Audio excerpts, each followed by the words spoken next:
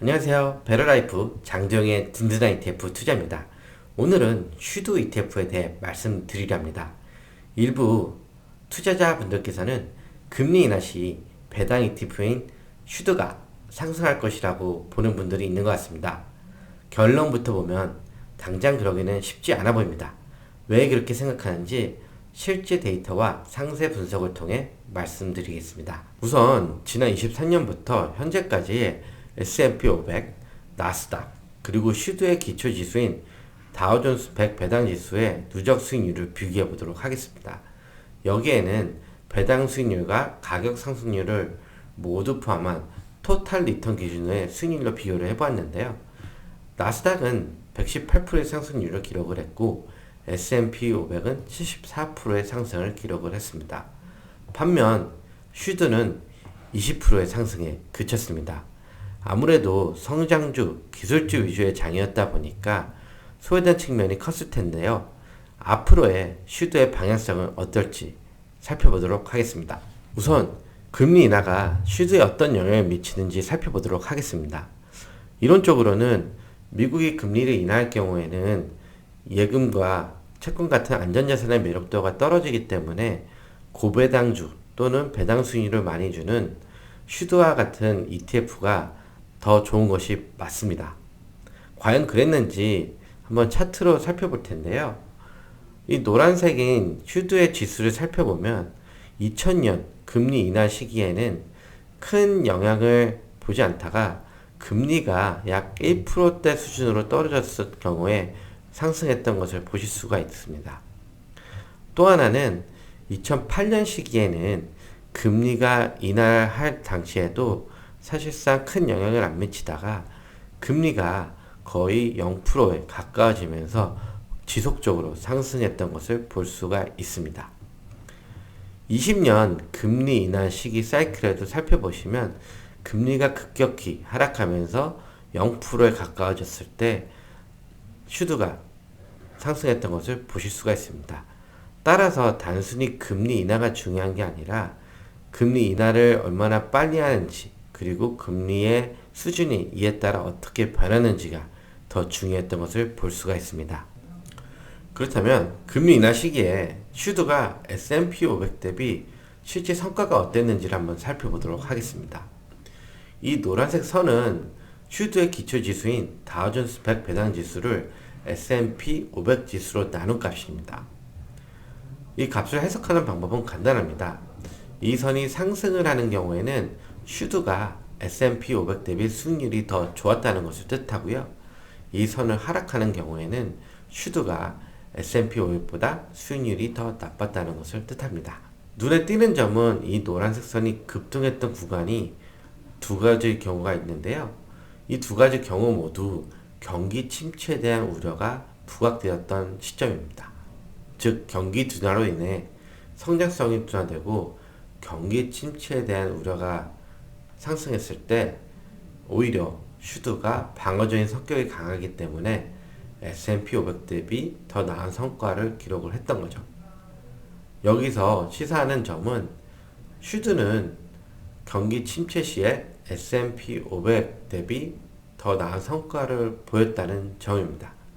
그 외의 금리 인하 시기에서는 특별히 슈드가 S&P 500 대비 더 나은 성과를 보였다고 말하기에는 어려운 점이 있는 것 같습니다. 이번에는 똑같은 그림에 10년물 국채 금리를 같이 비교해 보도록 하겠습니다.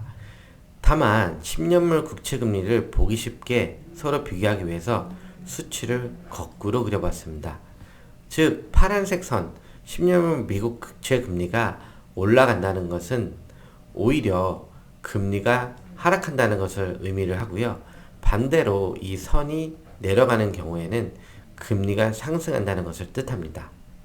보다시피 10년물 국채 금리와 슈드의 S&P 500 대비 수익률 추이가 다소 유사하게 보이는 것을 볼 수가 있습니다.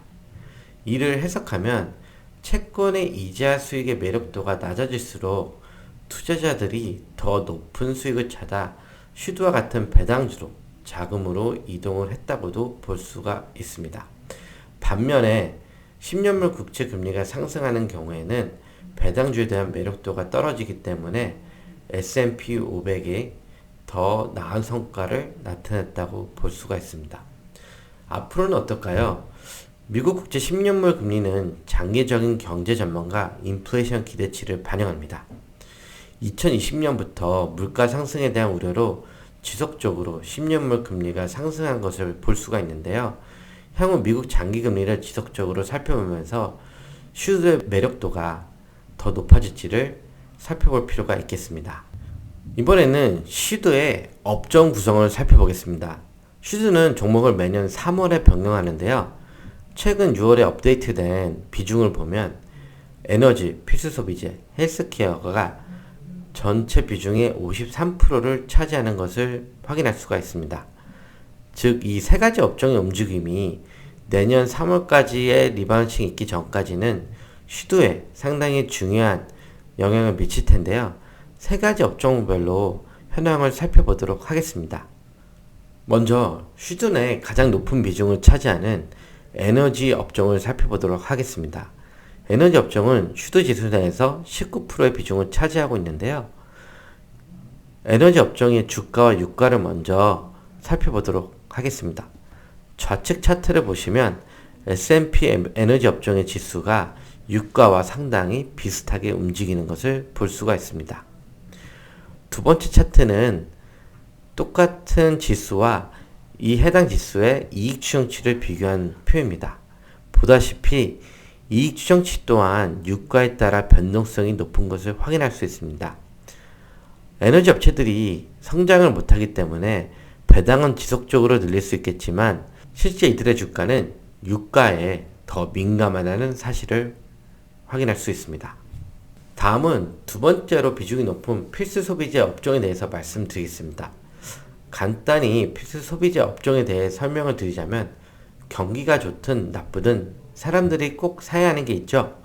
식품, 생활 필수품 같은 것들이 있는데요. 이러한 기업에 대표적으로 펩시와 같은 회사들이 포함이 됩니다. 이 업종은 경기 사이클과 무관하게 보시다시피 안정적인 수익을 제공하는 특징이 있는데요. 이익 또한 꾸준히 우상향하고 있다는 것을 볼 수가 있습니다. 세 번째로 비중이 높은 헬스케어 업종을 한번 살펴보도록 하겠습니다. 헬스케어 업종은 전반적으로 2020년 들어 이익 추정치가 하락해온 것을 볼 수가 있는데요. 특히 최근에는 트럼프 정부의 의약품 가격 규제 등으로 인해 전반적인 업종의 수익성 하락이 추정치에 반영되는 모습입니다. 그렇다면 슈드가 아닌 S&P 500 지수의 이익 추정치는 어떻게 변하고 있을까요?